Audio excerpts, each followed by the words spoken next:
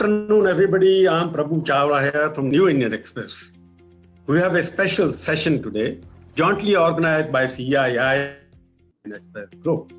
The topic for discussion is Mission Atmanirbhar Bharat, mitigating the economic disruption caused by COVID. All of us are affected by COVID. We don't know when it's going to end and how it began, even that is a mystery. But to discuss the economic effect of this COVID, we have a very powerful panel here. They run the country, they run the corporate sector, they are the voices of millions of people and investors as well. Let me introduce them one by one. Dr. Kiran Majumdar-Shaw. She is known as the Buy Queen of India. Everybody knows her. She speaks her mind, and I hope she will also speak here without fear and without favor. We have got R. Dinesh here at the moment, and he represents a very powerful sector.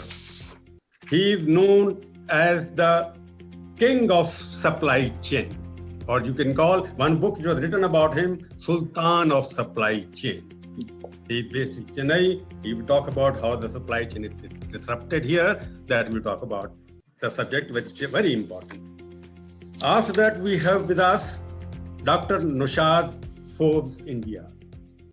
He engineers the future. He has been engineering the past as well. He is well-known voice of the CII. He is speaking at various platforms. He will be here with us to share his perspective as well. After that, we have got Sanjeev Bajaj. Sanjeev Bajaj, of course, Bajaj family, everybody knows about him. I would rather call him the money maven or the colossus of commerce. Very expert, he's known for that, and I hope he will give his expert insight into how the management these days. Then we have got Puneet Chatwal. He runs I would call the hospitable hero of hospitality. He has come here to the Taj group of hotels, has got 33,000 employees and 200 properties all over India. He will be giving the perspective how it is going to affect the hotel industry as well. Then we got Dr. Shankar Acharya. I would rather call him Dr. Yes. I have dealt with him. He is the longest surviving chief economic advisor in the government of India. Most of the problems or advantages we have got today, it is because of his policies or not, all of us we can discuss it as well. Then we have got Shobna Kamineni. I would call her the Contessa of Cures. Her father created history in this country by first time starting the privatization of healthcare sector.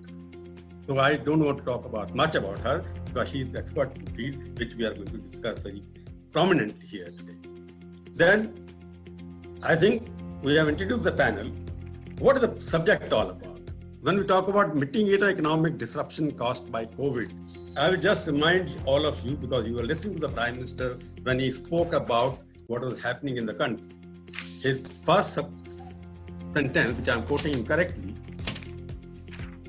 that India needs Atmanirbhar Bharat, which will have 5 I: intent, inclusion, investment, infrastructure, and innovation.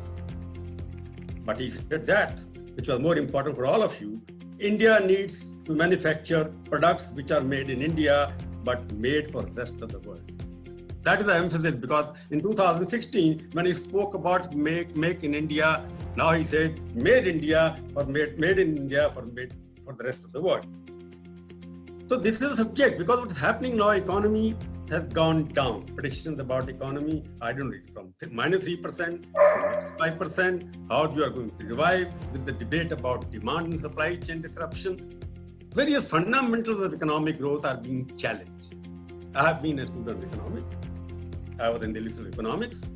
And what are economics I studied and I taught as a teacher of economics, those principles are not being applied anymore.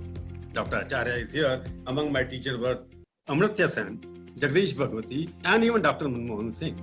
What we were taught at that time, there are various stages of economic growth in a society. But in India, across all those stages of growth, it went straight from a primitive economy of agriculture straight into services sector. 57% of services GDP comes from the services sector now. It is the only developed country which in 20 years span has got into services sector. But these are the questions which you have to raise while discussing what is happening in in future. Whether all of us, because you are experts, you are running big companies, you have handled many crises in the past as well, and I'm sure you'll be able to handle many more crises here as well. Let me go back to the first question. I'll start alphabetically or whatever name that has been given to me.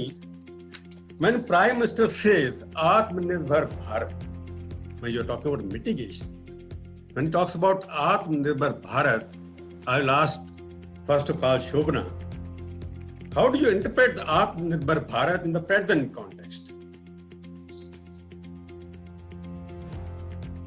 Shobana, can you hear me? Yeah. Yeah. Hi, thank you, Prabhu. I think that many great leaders have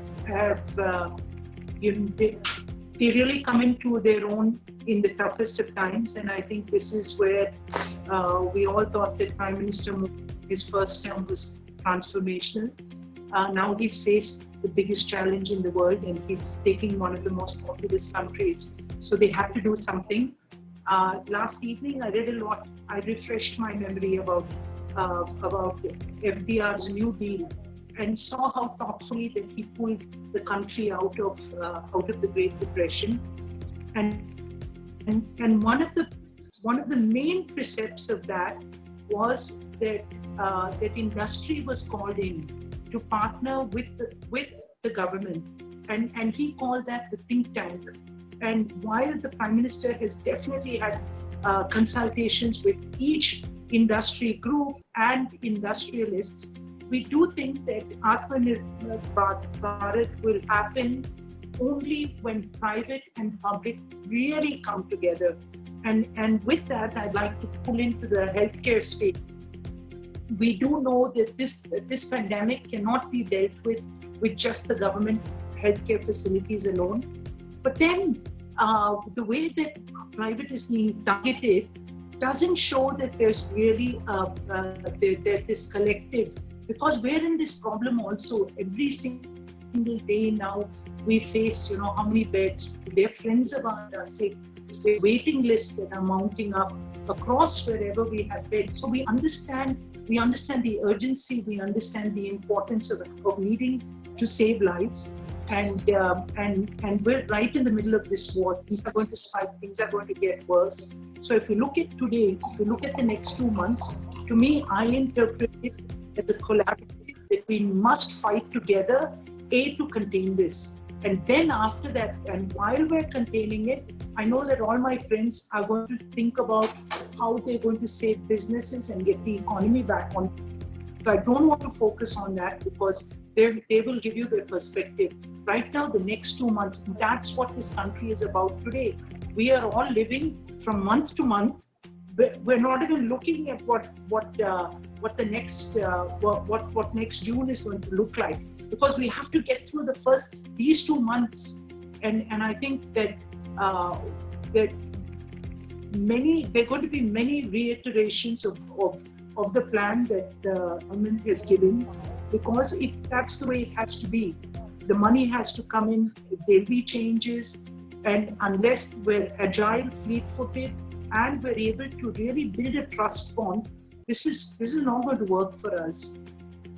Shobana, I just want to take it a little forward with you, because there is some issue, because everything depends on how COVID you are going to handle and what is going to be its final reach, whether it is already peaked or not, because all your economic forecasts and all your economic prescriptions or your packages will work only if there's some kind of a definite idea about the impact of COVID. As a person who deals with pharmaceutical and your doctors running hospitals, what do you think? Because today WHO has given a warning, the worst situation is worsening. In that situation, all economic prescriptions will fail, because there's no vaccine for COVID anyway. So there's no vaccine for economic growth as well. Let's not think about the cure, because again, like I told you, that's a June scenario. In the next 2 months, the good thing is that our arsenal has actually become stronger. So like the economy will find new weapons to fight, like I can see Puneet being here. He's opening his hotels with a whole new norm. And I think everyone has thought through that. It's the same with our treatment protocols. Every day, Like I personally have reviewed 1,106 new medicine protocols, and I'm not even a doctor. And I think that many of these are out there. So it was fortunate for us that we locked down early, because now we have a lot more experience behind us. And even though they're repurposed drugs, they're combinations that will help us. Our young population will help us. So I think that that we will get over this. The next 2 months is going to be a hard fight, but the economy is also not in play. We should open that, and I think that we'll struggle through these next 2 months, but we'll get over it. I'll go to Dr. Naushad first, because he's expert in hearing and everything. He has been participating in all the debates. I just like to ask him, because the economic engine will move forward only when this package which the Prime Minister announced, 20 lakh crore, 21 lakh crore, somebody say 20 lakh crore, and once it was distributed among various sectors. I don't see why there is not a feel-good factor in the industry or anywhere else. 20 lakh crore Prime Minister announced was a big announcement. And I don't know why there is not a good feel factor. Do you all feel there's no good factor? There's a problem in conveying, communication gap, or the money is not enough? So I think really the package that's been announced so far has been focused on many different areas. And the areas that matter to enterprises more broadly is MSMEs, where there's been very significant announcements, and where I think we're now starting to see an increase in bank lending because of the government guarantees. And so we'll see some impact there in the months going forward. And then second, in some things that have been done in the financial sector, in NBFCs in particular, and I'm sure Sanjeev can speak much more directly on that area. But there hasn't been anything so far for wider enterprises. So if you take your construction company, if you take companies that are in stress sectors, whether it's hotels or hospitality, whether it's hotels, whether it's travel and tourism, whether it's shopping malls, there hasn't been anything that's been made available for enterprises in general. And I think that's probably why you're not yet seeing a very strong, solid, welcome response to the package that's been announced so far. If I can add one more thing, I think the important thing is not just the short term. In the short term, as Shobna mentioned, we have huge uncertainty. And if we have huge uncertainty, what we need more than anything else is some transparency in how we will respond to how things unfold on the health side. So if we have some kind of a dashboard that tells us that if this kind of spread takes place here, this is the kind of response that we will need to have from a limitation of economic activity perspective. So I think that's the best we can hope for in the short term. But I think if we keep a focus on the medium and long term, I think that can more than anything else mitigate the economic disruption of COVID. If we can keep coming back and saying that, look, next year we will have a real bounce back. We will have a bounce back when we're beyond the health crisis because of the fundamentals in the economy, because of the response from the government, because of how the private sector is responding as well. And in the long run, we will have a really better prospect. Why? Because we're addressing some issues now, fundamentally on the economic reform side, that will lead to a better and more dynamic and more competitive economy going forward. We've taken one step in the 20 lakh package, which is the points that have been addressed on agriculture. They're fundamental reforms and they're very welcome. We need to do the same thing when it comes to our external orientation and foreign trade. We need to do the same thing in the financial sector. We need to do the same thing in rebuilding the trust deficit that exists between the government and the private sector. Dr. Naushad, you well put it. The question is why feel-good factor, because the 20 lakh crore rupees sometimes sounds like when the Prime Minister spoke, he said it's 10% for GDP. GDP at what was expected in the budget allocation. And the GDP might come down after COVID. That is what we expect. All of you are expecting that. So 20 lakh crore rupees when the budget comes down, and 20 lakh rupees the movement, if you go by fiscal provision, it is just only 1% of the budget. With 1% of the total budget of the neighboring countries having 7%, 8%, 12%, how do you say, what you could have suggested to the government? Okay, do A, B, C, three things which you could have suggested, Dr. Paul, to the government. Be specific rather like in the whole industry. We had three very clear recommendations from CII.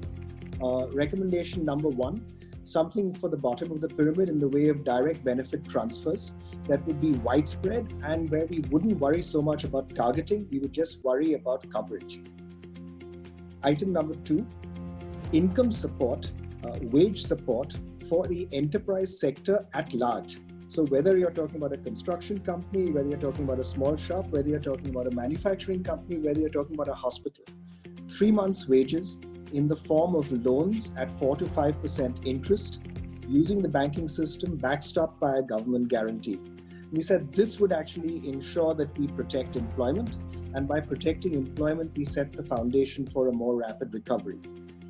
And that wouldn't be very costly because it's only government guarantees. The guarantees will only show, if at all, in next year's deficit or the year after's deficit, if the guarantees get called on. And third, right, address the actual sectors that are most affected. So address hospitality, address airlines, address shopping malls, address construction and real estate, because these are the sectors that have been that are the most affected and need the most help. Those are the bits that haven't been from that whole scenario. What we've seen so far in the 20 lakh crores is the MSME part, right? And a certain amount of different schemes for the bottom of the pyramid, not something that is widespread. So I'd say out of the 3 key recommendations that we had, we've done maybe 3/4 of one. There's still a lot has to be done. You see, the kind of suggestions you made, I'll go back to Dr. Acharya because he has been the longest tenure as Chief Economic Advisor. Started during the regime and reforms in this country started. Shankar, I know that you, and my other thing is that I talk about all the time, that we always get the revolving door kind of an economic advisor. Out of the 20 economic advisors, most of them came from Washington or World Bank or IMF. I will not go, I'll have some discussion about it later. But Dr. Acharya, would you tell us, if you were the economic advisor now, would you have accepted the suggestion made by Dr. Holmes here? Well, I'm now about to become a colleague of his, so what else can I do? Good. But, so, let me say a few words, which I hope will complement what Naushad has said, and in essence, I agree with him. I think first of all, we really have to appreciate that the COVID and the lockdown it triggered, and it's really been absolutely unprecedented blow to the Indian economy. We've had no other year in our sort of post-independence history where you've had this kind of hammering for the economy in all its respects. People are still very uncertain about just how much of a damage this will cause or has caused. If you notice that 3-4 weeks ago, World Bank, IMF, government, investment banks, credit rating agencies were all still saying, oh, well, growth might be 1.5% positive. Now, in the intervening 3 weeks, it's all negative. Even the RBI said it's going to be negative. And some people, like me, think it might even be double digits. And even the State Bank of India says it's going to be -7%. So, we've just not had that kind of experience in our last 3 or 4 decades. So I just want to emphasize that. That's the negative side. On the positive side, I think what I'd like to emphasize is the cruelest month was April, to paraphrase T.S. Eliot, or rather, April was the cruelest month. And really, after that, as the beginnings of unlocking sort of started in May, and of course have gathered steam since then, it's really, we are now recovering. And I think the most powerful method of ensuring that output continues to rebound and employment also returns in a sense, to my mind, is just making sure that we have the courage and the determination to keep unlocking going forward. If we have any relapse, or if you like, backtracking on that, I think then we'll have far more serious problems than very serious problems we already have. Even with this sort of unlocking, that's now very clearly in place. In fact, we're now supposed to be in unlock 1. The first quarter is going to be real write-off for most enterprises, and indeed, I think GDP alone, we probably, I mean, if you remember, Goldman has said that in the first quarter, GDP might decline 45%, CRISIL says 25%, I say 25 to 30%. So, it's an enormous hit. But I think the recovery will be quite swift if we stick on the unlock path. I wouldn't be surprised if by the end of the year, our quarterly GDP is sort of within 5-6% of what it was at the end of last year. Now, that's still going to be negative. But as Naushad pointed out, next year is going to be a big rebound. It's pure arithmetic. Because we've had such a hammering in the first quarter of this year, and the effects of it will show throughout the year, any element of positivity in the next year, even if kind of the level is just about back to 2019-20 levels, in terms of GDP level, not growth, could easily be anywhere between 8 to 12%, depending on how big the decline was this year. If it was 7%, as the SBI says, growth next year could easily be 8%. If it's 10, 11, 12%, as I tend to think, growth could be 12, 13% next year. Now, I should qualify by saying that the real trick is to see what sort of growth we get after 21-22 is over. Because that's 21-22 is going to be the recovery year. It's the real challenge will come after that.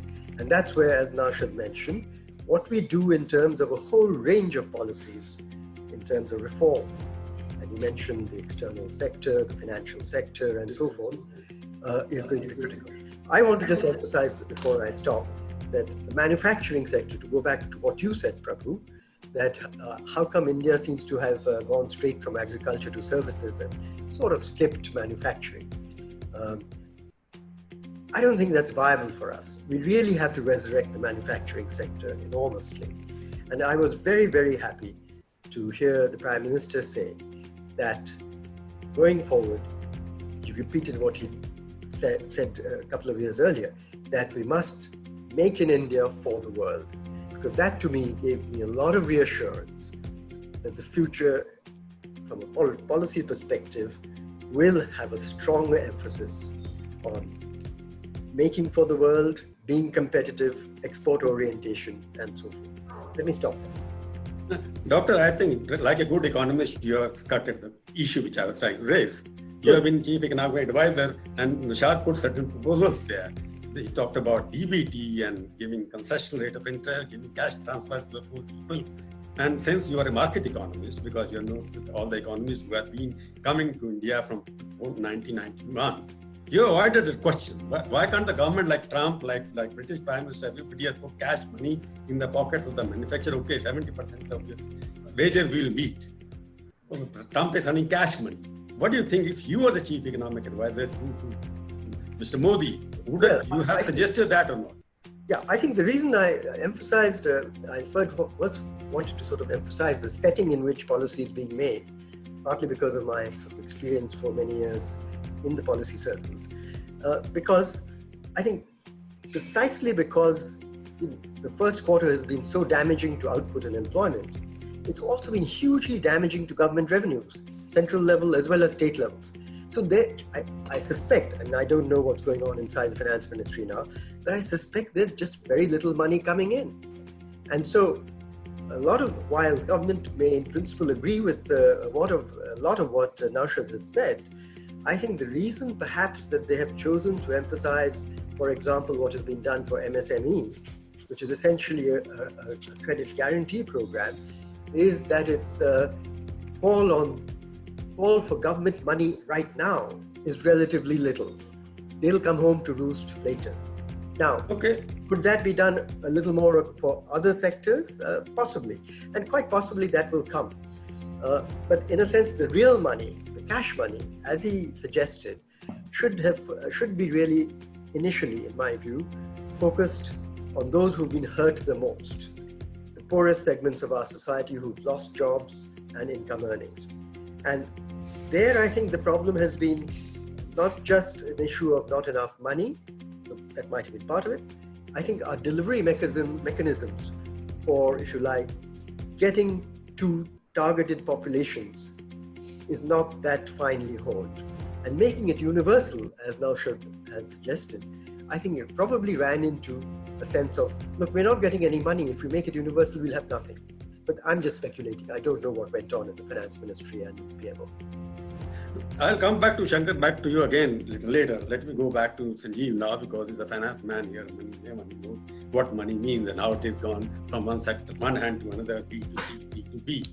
Sanjeev, can you tell us what is your prescription in the current scenario where the money, everybody talking about money, but nobody talking in what manner, in which manner, because when it comes to deficit, that is a very sensitive subject to the corporate sector as well. They don't want deficit to go up, yet they want the money in the hands of the people. And there is no money in the hands of the government. And therefore, this deficit has become some kind of a sin word in this country, because when America or Japan goes for 18% of deficit, 220% borrowing of GDP, none of us talk about it.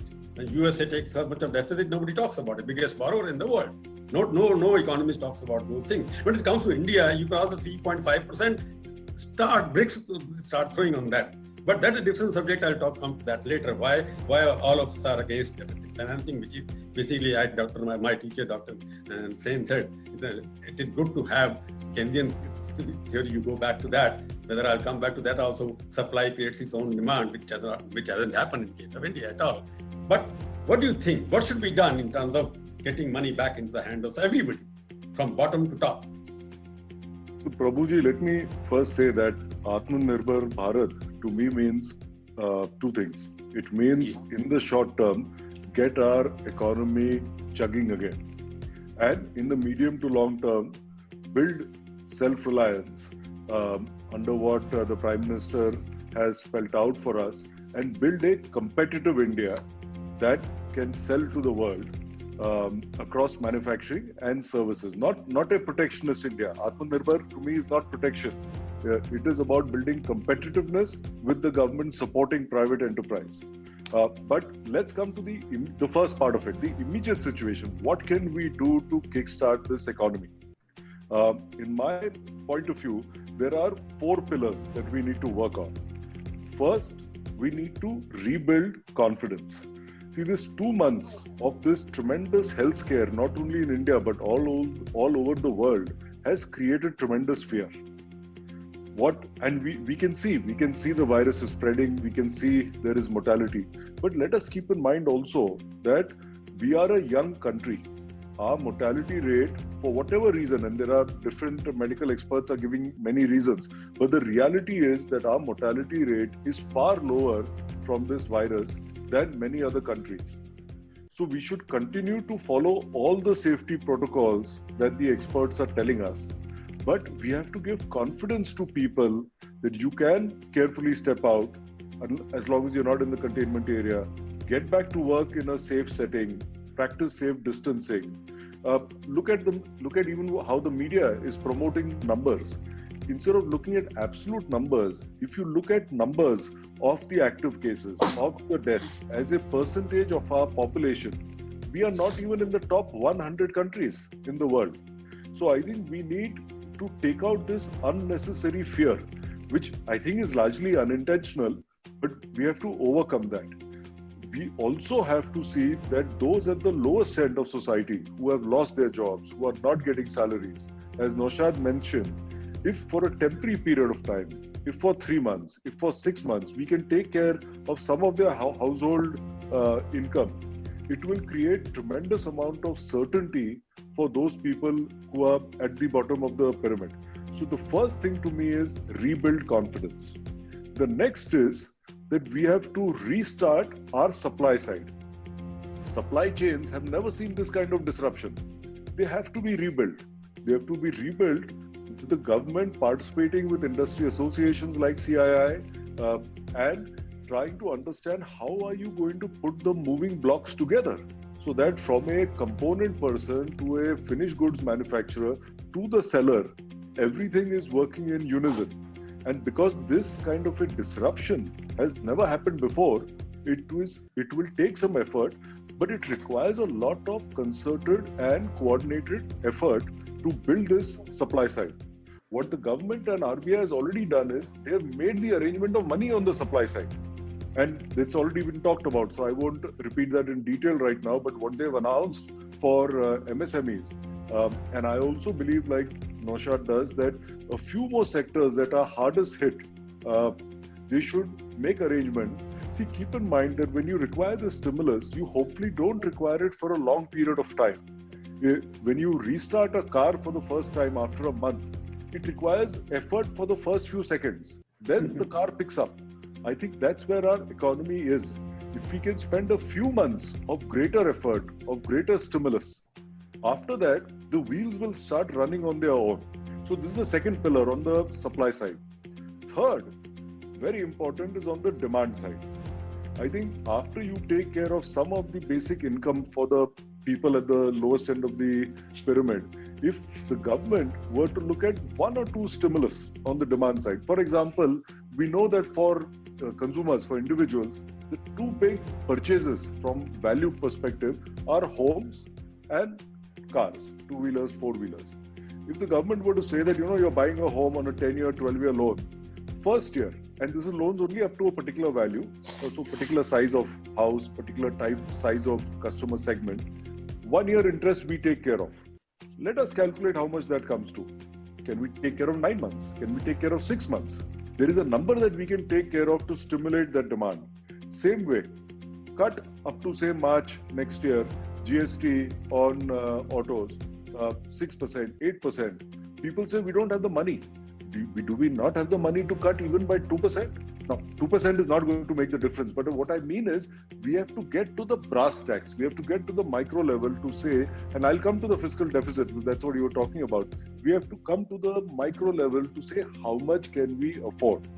I think if we get confidence up, if we get the supply side working and bring in some short-term demand stimulus, then the fourth very important pillar, which we also need for the medium and long term, investment, will start coming by itself. You don't necessarily need to incentivize investment, because as long as production starts, capacity starts getting used, the private sector will come back with investment. So I think these are the four pillars that we need to ride on to rebuild this economy. And where it comes to the fiscal deficit, unlike the US, unlike Britain, unlike Japan, Europe, those are reserve currencies that the world buys and stores. The other countries, nobody buys the Indian rupee. I hope in 10 years' time it becomes so, but nobody buys that today. That creates a limit to how much we can spend. But I would like to see a 3-year roadmap to say that, okay, we are spending more than we can afford to this year. We will spend less next year. And by the third year, because our economy will hopefully grow to a particular level, our fiscal deficit will come down to a manageable count. We should work on this and present this to the rating agencies and say that we need that money today, but this is how we will bring it down. I'm sure they will understand that. I don't know them. I'm not an expert. I'm not an economist. But to me, this is how I would look at it. Sanjay, well put. They have put 4 different suggestions altogether. Got deficit and what you're talking about, rating. These are the 2 areas which are very sensitive. I have very strong views on both of them. Because whatever rating agencies are giving the ratings to the people, they have collapsed, most of them in the country as well. Rating agencies, how they work, who influences them. As a journalist, I have my own point of view, which we'll discuss later. The question is, when you're talking about so many things there, because when you talked about deficit, you had some reservations about that as well, because there's a limit to that. The question is, you have to spend. There's a question of demand. Unless government has spent or somebody spent, nobody will get the money in his or her hand. So it's a question whether demand gets first or money goes to them first. That's the economists can decide altogether. Let me go back to supply question you arise better. There is a Sultan of supply chain sitting here, Dinesh. I'd like to ask him, how much supply chain has been disrupted in the country, and how you want to restore them, what would require, what kind of effort would require, because millions of migrant labor going, who are picking up goods from one place to another, putting the trains, putting the truck, they have moved out of the country.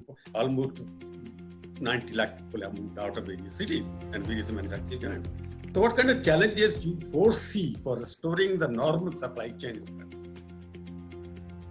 Thanks, Mr. Chawla. I think the reality is, it has been highly disrupted, like you said. We were operating at about maybe 20% of what we would call as our normal operations. And don't forget that the supply chain, especially of movement of goods as well as warehousing, is a very fragmented business in India. Just to give you an idea, I call that maybe the pure livelihood business. No trucker ever calculates what return he gets on his business. He lives on the business he does. So to be able to restore that back, I think I would go back to what Sanjeev first mentioned, that is to be able to get the confidence back. And I think we are definitely working on that.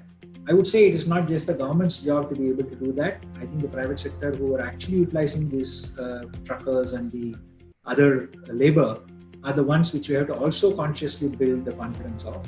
I think there is a time frame in which this will change. I agree with Sanjeev that I think the message itself has to change. If I look at it today and say that, people will kind of, run away from all the major cities because they believe Chennai, Maharashtra and, Mumbai and Delhi are literally places they would like to avoid being considered as, hotspots, even though it may not be real because all of us living here are not feeling that. But having said that, the reality of it is, if you look at, I would call the current year, I think you will find the supply side will come back pretty fast because it's a question of survival for most of them. So current demand, whatever is available with the demand itself being low, I don't see the supply chain having a big challenge in terms of coming back to normalcy. I would hazard a guess and say it will not take more than 2-3 months. There are 3-4 issues here which we will need to work on. I think one everybody has mentioned, which is the funding side of it. But here also, I think there has to be a slightly smarter way of getting access to some of these smaller players, the funds. I think we in the large corporates have to start working with the banks to work out a methodology by which we can start accessing the smaller players through us, rather than ask them to be lent directly, because it's going to be a much bigger challenge. I think we should come back with innovative solutions in terms of being able to reach across to the smaller corporates with some form of a support. The government guarantee is there, but in terms of the corporate support, in terms of reaching out to them, I think that's number one. Number two is in form of what I would call the feel-good factor, which you mentioned. And I think coming from the supply chain side, I think one big reform which I would definitely advocate and I think which we are looking forward to is to have an outsourcing policy.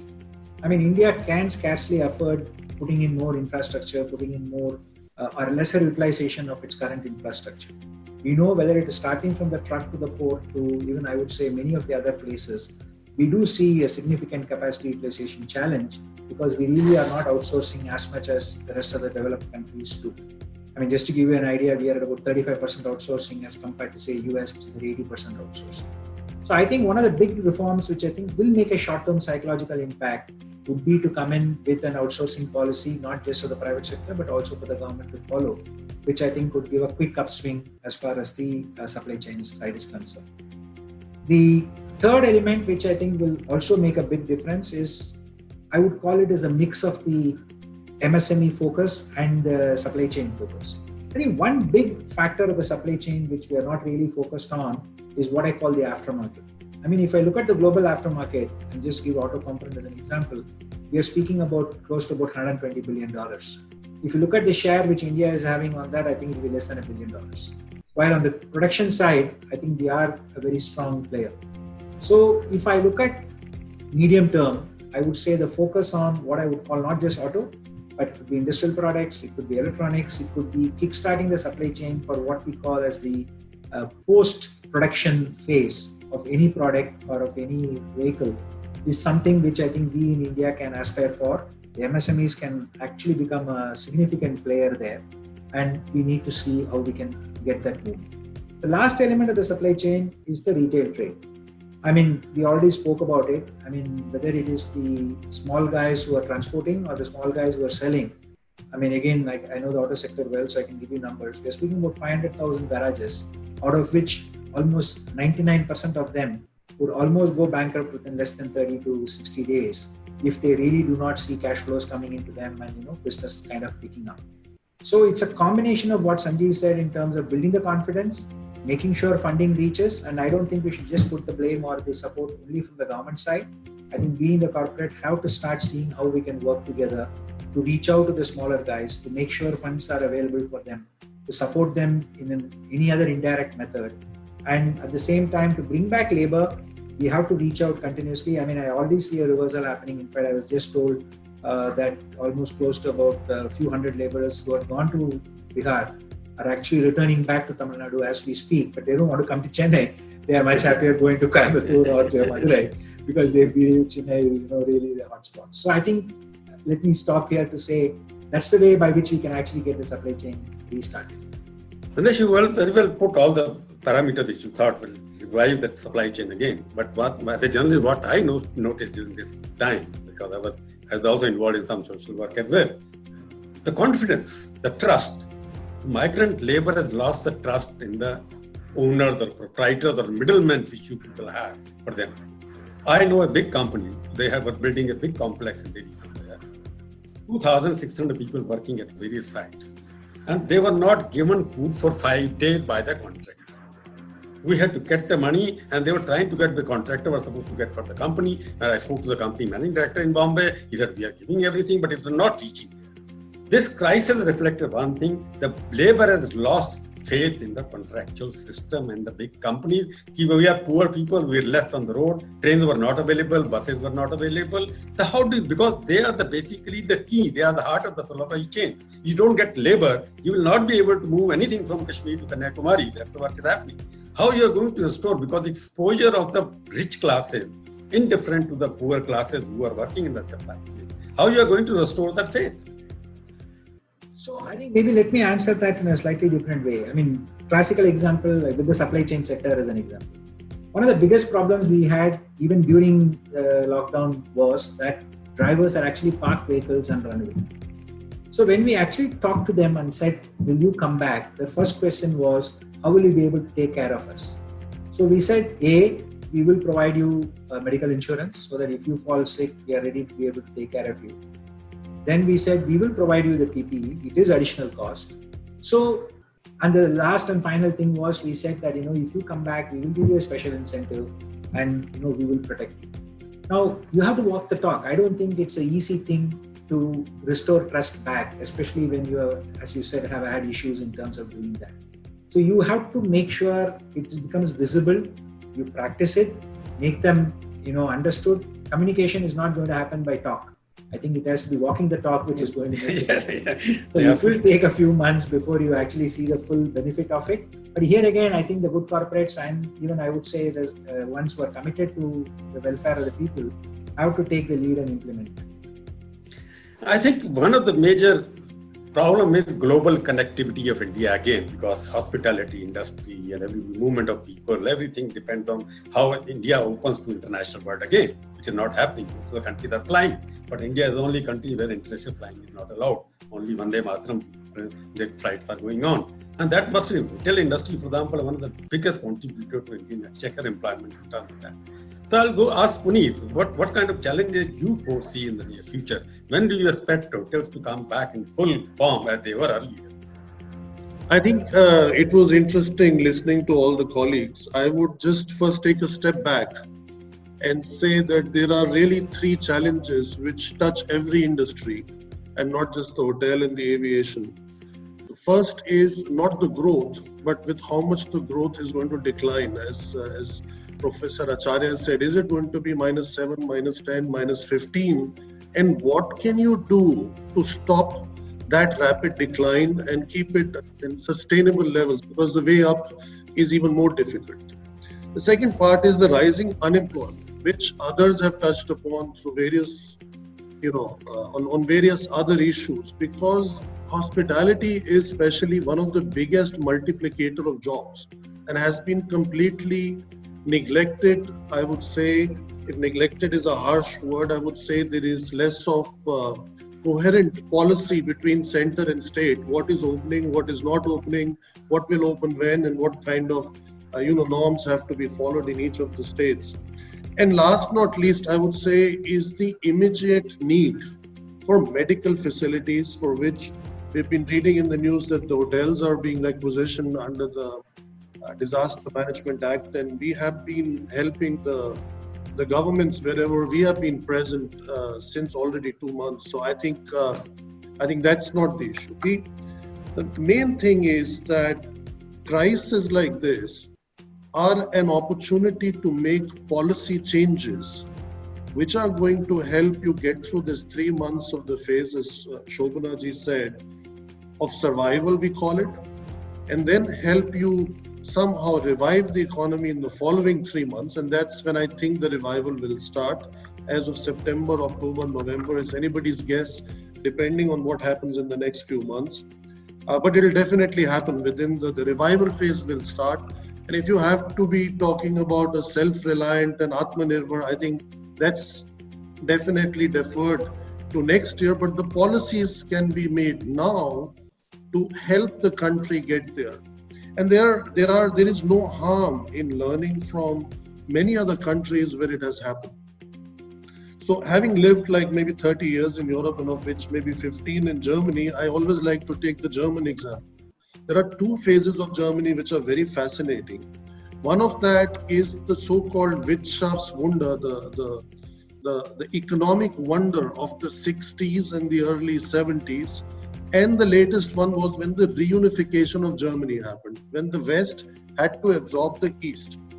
And a lot of policies were put in where cash followed. And actually, if you go and visit the Eastern German part today, it looks far more advanced than the Western part because everything was built from scratch.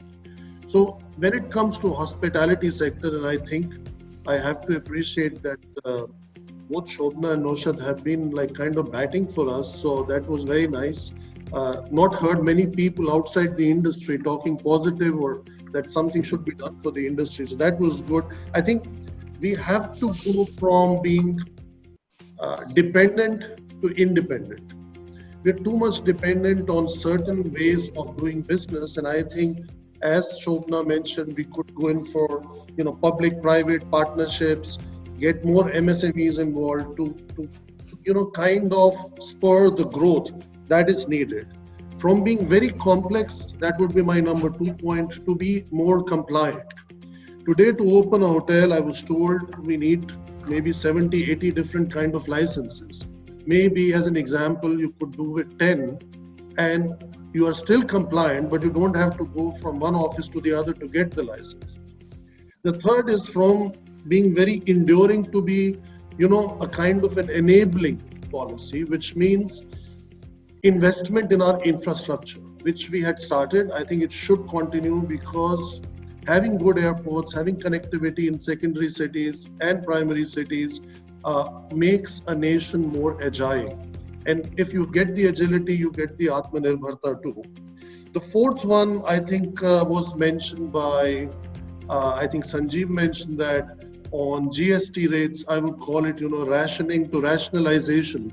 So hospitality and aviation is still considered a very bit, it's a luxury sector. These guys, they're always in a suit and a tie like I am now, and they're always in air-conditioned, spaces and having a good time. We are there for the guests. That's the kind of business we are in. And I think we made a correction on the GST from 28% to bring it down to a big amount. But I think there is a long way to go because it's a part of building the infrastructure of a country which provides directly, indirectly, in organized sector, more than 12.5% of the jobs and almost 9% contribution to GDP. That's where it was with a big hit to go. Then I would say, fourthly, it's going from a very localized approach to a little bit global before we start thinking global. I think even if we get the leadership in the midterm, in our regional areas, that would be good to target at one part of the world, but not be all over the place, because that would maybe be a much more difficult exercise instead of being a leader in the region. And last not least, as the Prime Minister said, I would not say discover India, but rediscover your own India. And all this could be done. To come back to what Professor Acharya had said, you don't need cash for it.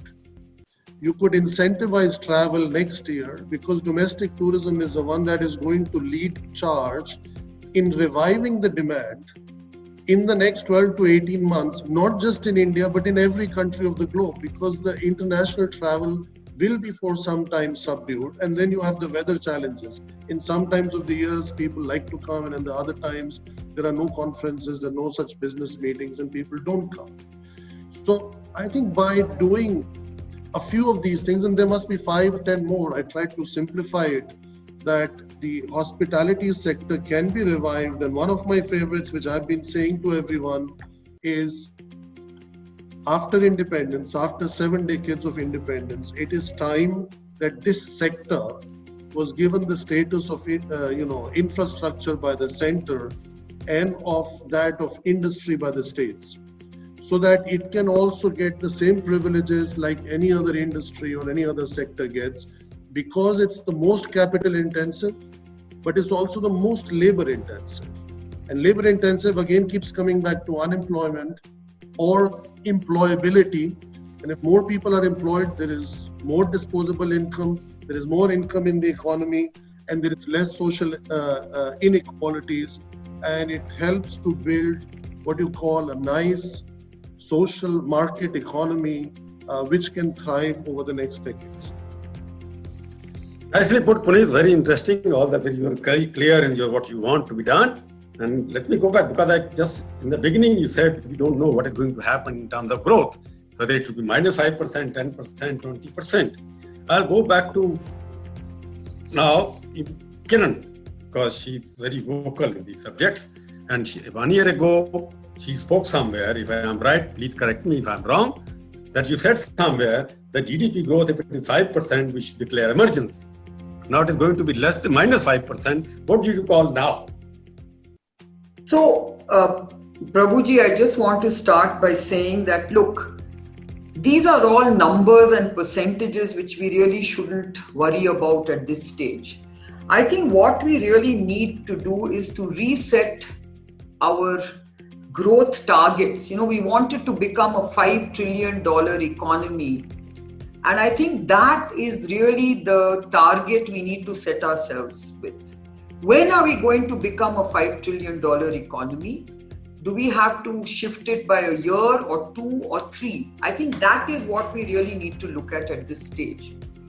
Now, I think one very important thing that this crisis has actually shown us is that we are very resourceful as a country. At least our sector, the health science, healthcare sector, has actually risen to the challenge. We have seen a lot of unleashing of innovation coming out of the biotech and pharma sector. And I think we must also remember that this is a sector that employs almost 10 million people. If you look at the fact that we employ about close to 3 million nurses, an equal number of ASHA and Anganwadi workers, 1 million plus doctors, and then of course a large number in the industry itself. So I think the Prime Minister rightly said that he wants to double the spend on healthcare, because this particular pandemic actually brought the whole world to understand that we were underinvested in public health and primary healthcare and healthcare in general. India is the most underinvested, and therefore I think doubling this healthcare spend and also doubling our investment in research and innovation from less than 1% to at least 2% will actually enable us to create a pretty large sector. Today, I think in terms of jobs and in terms of economic opportunity, health science and healthcare has a huge opportunity for driving economic growth. Now, if you think about it, this is one sector that cuts from grassroots to very specialized professional skills, from startups to small SMEs to large industry. So it is a very, very good ecosystem to support. And I have made a case saying that we can make this into the next big IT for India. Okay? Because if you look at it, today we actually supply almost 75% of the WHO's vaccine requirements. Okay? We actually cater to almost 50% of generic drugs in the world. So we already have very, very strong fundamentals with which to grow this sector. But like I think everybody has mentioned on this is a capital intensive sector when it comes to investment. So the intent is there, the investment needs are very high. And if you want people to invest in this sector, which they will, because now the world needs more vaccines, the world needs more drugs. And this is our opportunity to actually quickly build this sector by simply scaling up what we have created. But for that, the investment needs have to be looked at in a very different way. We need to be given the kind of incentives the IT sector got. And you see what that did to the IT sector today for India. I think the same can be achieved for the health science, healthcare sector for India. And this whole thing is about self-reliance, Atmanirbhar Bharat. It fits into everything. The Make in India, for the world, everything. It has got all the makings of what we want to see in terms of economic revival and economic growth. So I, for one, really believe that we need to look at some of these sectors which are low-hanging fruits. Others have challenges like, Puneet has mentioned. But I agree with Puneet that I think we need to look at every one of these challenge sectors in a very different way, because every sector can be incentivized. And I just want to make one comment, and that is that we need to remove the fear psychosis out of this pandemic. We need to revive the economy in a fearless way.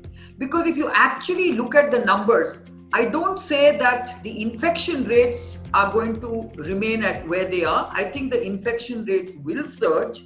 But what we really need to look at is the mortality rates. The mortality rates are very low. They are much lower than many other infectious diseases that India is faced with. Okay? So how do we remove this fear psychosis is really the big challenge we have. And good understanding of how to deal with the disease is extremely important, and I think Shobna referred to it. I think in the early stages, I think we did realize that this disease had taken us by surprise. We didn't know how to deal with the disease. We didn't know how to treat the disease. But today, after a few months, we have understood how to deal with the disease. We have understood how to treat the disease. And I think we will be able to keep the mortality rate very, very low. So as soon as people know that this is not a disease they need to be scared of, I think you can get back economic activity. And that's what I'm pitching for. The vaccine is going to take some time. You might get a semblance of a vaccine in the next few months or by the end of the year, but that's not going to be a vaccine that really gives you the kind of protection and safety that you're looking for, because that's going to take some time before you know whether this vaccine is really protecting you and for how long. So I would not worry so much about the vaccine. I would more worry about how we are managing the disease. And if we are managing it well, and I think there are lots of things that we as a country should actually, that's another part of Atmanirbhar that we should focus on. Because I think we also need to have self-belief. Self-reliance requires self-belief. We cannot keep on waiting for the outside world to tell us what to do. We need to be self-reliant in terms of how to manage this disease. We need to be self-reliant in terms of how we want economic activity to be pursued in this country. So everything is about self-reliance, and that self-reliance actually calls for self-belief. We need to have more faith and belief that our treatment regimens are working. We need to have much more belief that our drugs and our medicines are working. And we need to have much more confidence and belief that we know what we are doing and our healthcare ecosystem is managing the disease well. Right now, we are looking at a lot of comments and criticism from everywhere else in the world. And that is not also a good thing, because we don't understand what's happening with us. And we are much more, on top of things than we realize. Yes, the numbers are rising, but that should not really be of surprise to us, because this is a viral infection. And yes, we have learned how to contain it, how to track it, how to trace it. So we should do it even better. And I also believe that, we as a country ought to be investing much more in medical research than we have done all this time, because we have the capabilities. We must stop the brain drain that is happening today. We are graduating so many, doctors and specialist doctors. Most of them prefer to go overseas because the research environment here is not so exciting. Look at the treasure trove of research substrate that we have here. We have IT that can do us data analytics.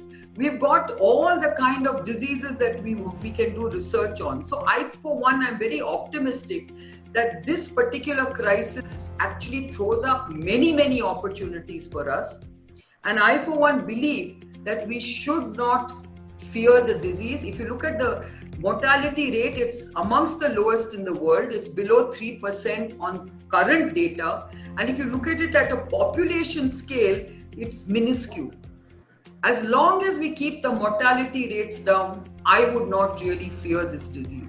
And that's what the strong message I want to give for economic revival.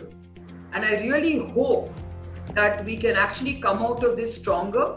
I think just like we've had the lockdown that has helped us to prepare to unlock and get economic activity back, I think this phase of economic decline should also be treated like a kind of a lockdown, which should allow us to see how we want to rebuild the economy.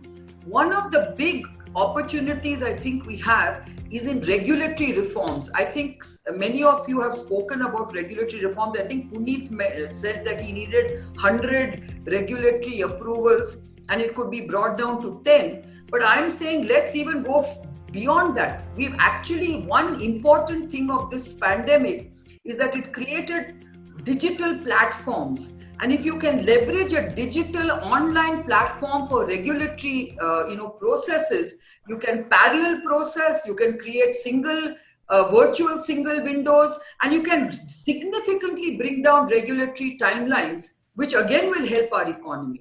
So I think a lot is possible, and I think we should look at it as an opportunity. So I'll stop here. You have given a lot of prescription for how to get out of it. For one thing very important, you're talking about self-reliant means self-relief. That is what Atmanirbhar means. Modi, when he speaks that, okay, we should be Atmanirbhar, that we should have a trust in ourselves. But still, as a journalist, I can't get back without my question being answered, which I raised in the beginning. I'm repeating again, because that's the description I want. You told us in 2019 that 5% growth is like an economic emergency. So minus 5% now, how would you define it now? Because it's staring at you at the moment. Well, I think, if to me 5% was a economic emergency, I can't say that minus 5% is anything, but this is something that has happened out of a crisis. So when the whole world is challenged with this crisis, I would not even bother to describe it as anything, because we are all sunk, so to speak. And I think we need to come out of this. So that's the way I would look at it. I really would not even bother to describe a minus 5% growth, because I would rather focus on how do we get out of this and come out stronger. On a lighter vein, just like a joke I'm cracking here, because Mrs. Gandhi, I am reminded of Mrs. Gandhi when something used to happen bad in India, she would say it's a global phenomenon. Now, of course, the economic crisis here is a global phenomenon at the moment. Let me go back to basic question now, because everybody has spoken about what is expected to be done. Everybody has given the, but I would go back to everything depends on how demand in this country is created. I think all of you have spoken about demand, but none of you have given specific measures or specific action on the part of each one of you or government which can spur demand. I'm raising a very fundamental question. Dr. Acharya, I would request him to explain first, because my belief is an economist by education and journalist by profession, that the model which we have been following since 1991, when we used to call in journalism language, the domination of Singh Darbar in economic policy, Manmohan Singh, Montek Singh, and N.K. Singh, they created a supply phenomena in this country. And in 2020, we are not talking about supply. When 57% of GDP comes from the sector which employs less than 15% of the working force, when 17% of the 15% of GDP comes from 50% of the rural economy, where 50% people are, how you will create a demand? Because economic inequality which has happened during the last 25 years, 30 years, don't you think the sins of the past are casting it with us, Dr. Acharya? The policies which were created for supply, you are not able to meet with the demand because the demand is not growing proportionally. Prabhu, I'm not entirely sure what you're asking here, but if you're... Let me repeat then. Let me repeat. Say that. Okay. Yeah. I say after 30 years, we find 57% of the GDP is produced by a sector which employs less than 15% of labor force. And 50% of the labor force still depends on the sector, agriculture, which gives only 15% of the GDP. So how is it when the 50% people doesn't have enough money to create a demand, you create a supply through a services sector. So how you create a demand now, the model which you followed, supply side model, that it has proved supply necessarily doesn't create its own demand. Am I clear now? I think I get a better idea of what you're saying. First of all, of course, I have to say that I don't agree with your characterization of the last 30 years are a supply side model. As an economist, supply and demand go together, and sometimes you have to put one first, and sometimes you have to put the other one first. But basically, you can't have a supply without demand, and you can't have demand without supply. So I just want to, we can take the debate offline on that one.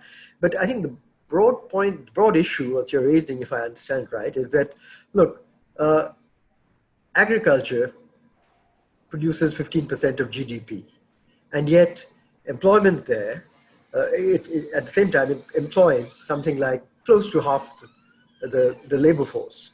Yes. So you have a huge problem. Now, I completely agree with you that has been a big failure of Indian development strategy for many years. It's not just from 90 onwards, it goes back to 1947 onwards. And the failure there is, unlike other developing countries, particularly in East Asia, where you had very fast and sustainable rapid growth in the manufacturing sector. Not just growth, but employment intensive growth. You essentially moved a large proportion of your labor force out of low productivity agriculture into much higher productivity manufacturing and also services, of course. Now, this goes back to what you said right in your opening remarks. We seem to have, to some extent, skipped manufacturing. I totally agree that's a big problem in India, has been a big problem, and we have to try and, in the future, make it less of a problem. So I don't think it's Manmohan Singh and company, what they did or didn't do kind of issue. It's a much longer problem. And there, in a way, what has happened has made it a bigger challenge. Because if you notice one thing, what do we know about the data in the last 3 months after the pandemic, and in particular the lockdown, which was a response to the pandemic? What do we see? So far, we don't really have official data on what's happened to national output. People are saying all sorts of things, including me, but we don't have official data. What data we do have suggests, as you and others have said, that GDP might have dropped something like, 10, 15, 20% in the first quarter.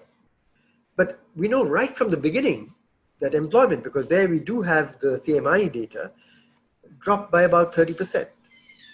The positive side of this is, I think, that the kind of employment loss that we saw, which was very tragic and terrible, and there are a lot of people to blame for it, and enough blame to spread around.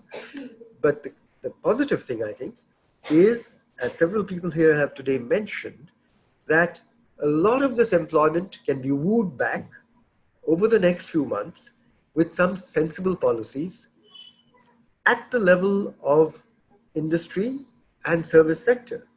That, after all, where have they gone? We hear that a significant portion of it has migrated back to the poorer states, whether it's Bihar or UP or Bengal or Orissa, whatever. Now, those are very labor surplus situations anyway. And so there really is no long-term future, sustainable future for them and their families. So that should be possible to get them back with a minimum of what Kiranji said about getting rid of the fear factor and getting away from that, and providing some basic insurance capacities either at the enterprise level or with some support from government. And that's the only way I think that is feasible.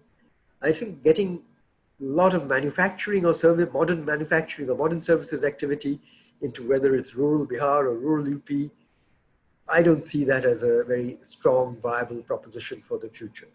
It's much easier, I think, in my view, to try and get back to some semblance of where we were, but that wasn't good enough, let's be clear, and then work to make it much, much better in the future. Chawla, I'll come back to you because Kiran spoke about the health sector and whatnot. What is coming out these days during the pandemic is that healthcare is out of reach of the common man. That it's very capital expensive, intensive, and you have to invest a lot of money. And you have been in this business for many years. Why Indian ordinary person can't afford a good health care in the country even after 75 years? What is the root cause and how to make it affordable health care in the country? May I answer that on Shobhana's behalf? Yeah, please. I'd just like to say that we actually have a very affordable healthcare model. When you compare it globally, I think we do have a very affordable healthcare model. I think what has happened is that we haven't been able to, create a public-private partnership model where the private sector is able to sustain on what the government believes is the right price point.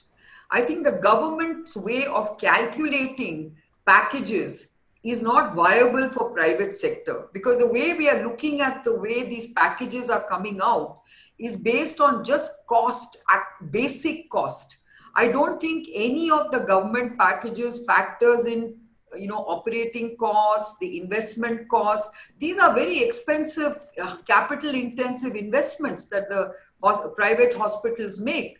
And I think we must understand that if we want these hospitals to be more affordable, then they need to be given subsidies and stimulus packages that bring down the capex costs, the interest costs, and what have you. So it's not fair to judge private sector operating costs with government sector operating costs, because it's not comparing apples for apples.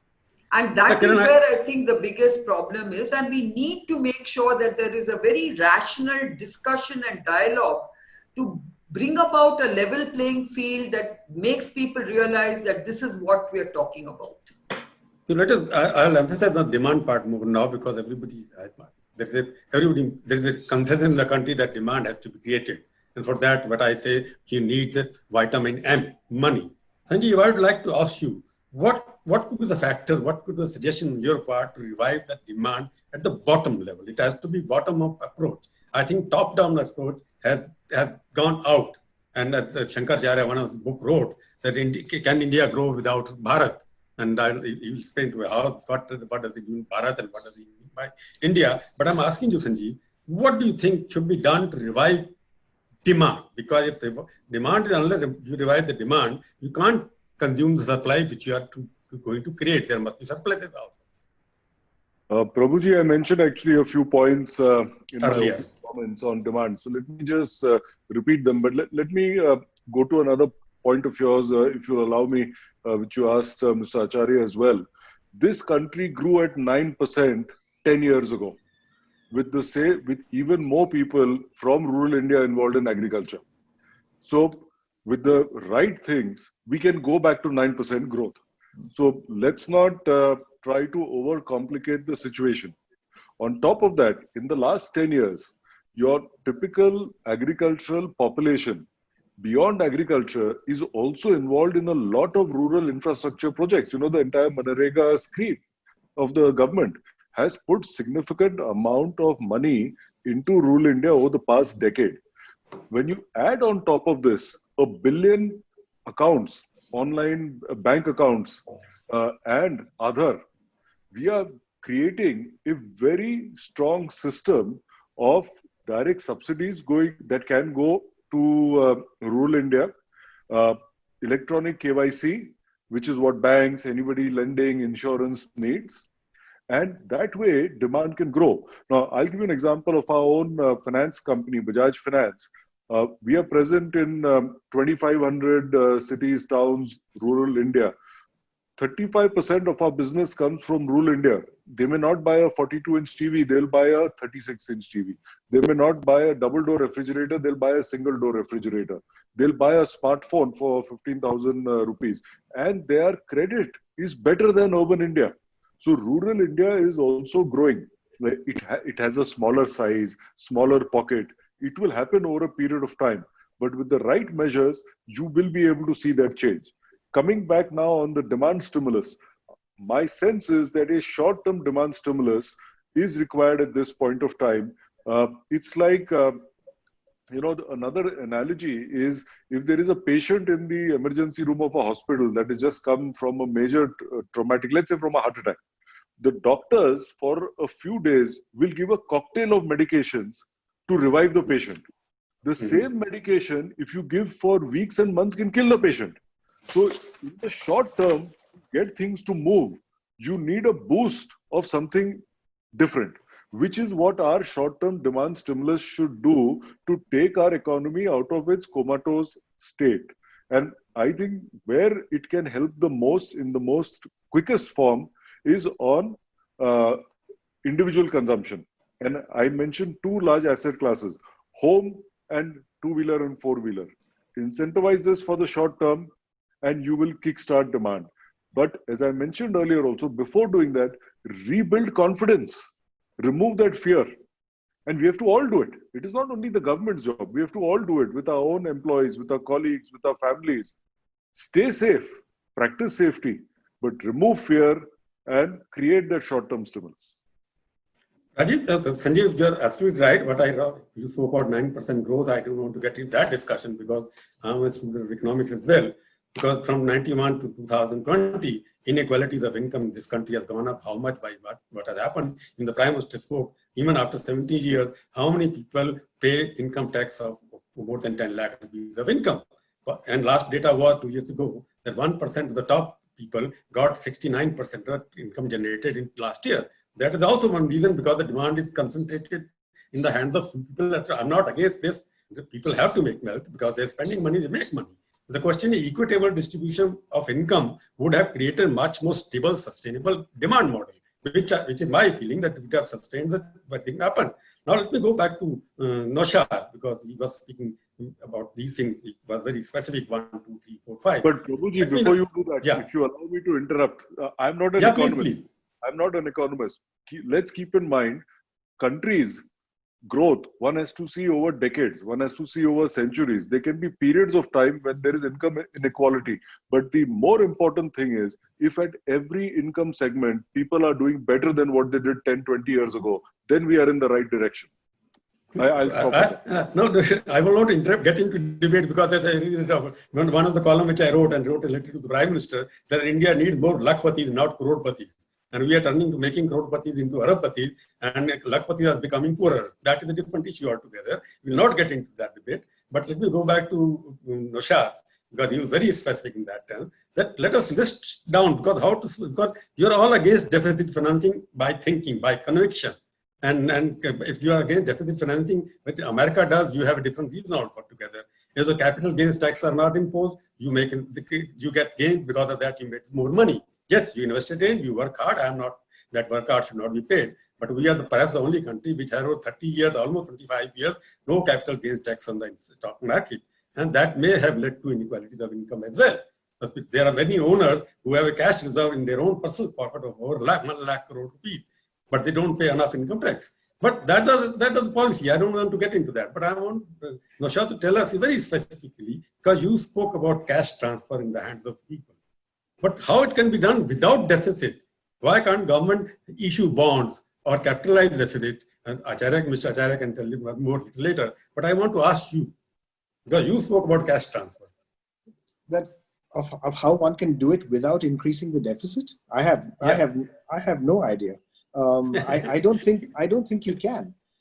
I think if you're actually going to spend, if the government is going to actually spend more, yes, you will increase spending. If you increase spending, the only argument, by the way, is that if you didn't have that spending from the government, your tax collections and your overall economic activity would be so much lower that you will actually end up with a bigger deficit.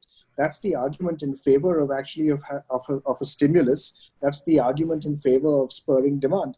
I want to come to your question on spurring demand. Yeah, there are two other areas that are big opportunities that are available apart from what Sanjeev mentioned about immediate things that would spur demand. There are two other areas. One, the government should pay its bills. There are huge outstandings from the government to the private sector and to public sector undertakings. Probably around 3 lakh crores, yes. Right? That's, if the government pays its bills, that in itself will be a huge cash stimulus into the economy. Will it add to the deficit? Yes, in the short run, because of the cash accounting system that we follow in the government. Yes. But it's the sensible thing to do because it's one time, it will be a stimulus. Second, right, a huge public works program and infrastructure investments from the government. We have many issues that we need to address, whether these issues relate to transport and transport infrastructure, whether they relate to infrastructure within our cities, to address housing, many opportunities that we have, which can actually end up employing people in a massive way and can actually end up also addressing the issue that you raised about equality. Because we've got very little time left now. Let me go back to Dinesh again, because demand is also related to restoring the supply chain, because maximum labor is involved in that. What do you think? How the demand can be revived? I want 2-3 suggestions short, because we have to go into conclude. No, I think obviously, money is something which everybody can speak about. But I think the real change is going to come at the rural level. I think the biggest benefit which I think we can do is to make sure the supply chain is available where there is some demand which could be generated. I think right now we are speaking about a fairly good harvest which people had last year and going forward even this year. I'll just give you one example of that. We saw tractor demand and spare parts demand for tractors actually come back to 70% of the normal in May. So there are going to be a few sectors which I think you are going to see significant increase in demand. And I think we need to use the confidence booster of those sectors to have a direct rub-off on others.